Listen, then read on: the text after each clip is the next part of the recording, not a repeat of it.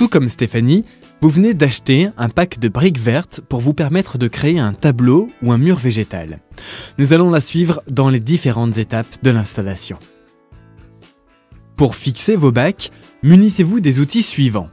Une perceuse avec un foret de 6 mm, un tournevis, un crayon, un niveau à bulles et un marteau.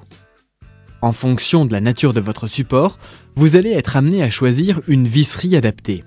Celle fournie dans le pack est une visserie standard pour les murs pleins ou en parpaing. Tout d'abord, positionnez les bacs supports à l'endroit où vous souhaitez les installer. Déposez les deux bacs de dessus pour ne garder que celui du bas. Marquez l'emplacement du premier trou, percez, placez votre cheville, puis vissez. À l'aide d'un niveau pour vous assurer que le bac est bien à l'horizontale, marquez le second trou. Puis retirez le bac, percez, placez votre cheville, puis vissez le bac. Une fois ce premier bac fixé, vérifiez que celui-ci est bien horizontal à l'aide de votre niveau.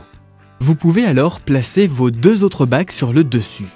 Marquez l'emplacement des deux trous du bac supérieur, retirez-le, puis percez, placez vos chevilles et vissez. Vos bacs supports sont maintenant installés. À présent, il vous reste la préparation de vos jardinières.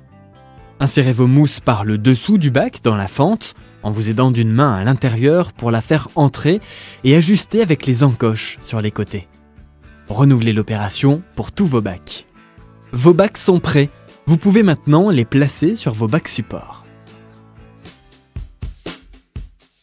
Tout d'abord, placez 2 à 3 cm de terreau frais dans le fond de votre bac.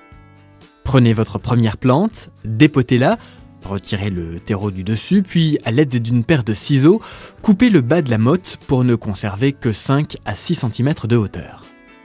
Dans cette motte, il y a plusieurs plants que vous pouvez écarter à l'aide de vos pouces. Ensuite, placez la motte dans le bac et penchez-la bien en avant. Renouvelez l'opération avec le second plan, puis le troisième. Ajoutez du terreau en tassant bien, puis arrosez abondamment pour favoriser la reprise. Votre bac est prêt. Vous pouvez maintenant le placer dans le bac support en commençant toujours par celui du bas. Renouvelez les différentes étapes de la plantation pour le second bac, puis placez-le dans son bac support. Et enfin, terminez par le troisième bac du dessus. Ça y est, votre plantation est terminée.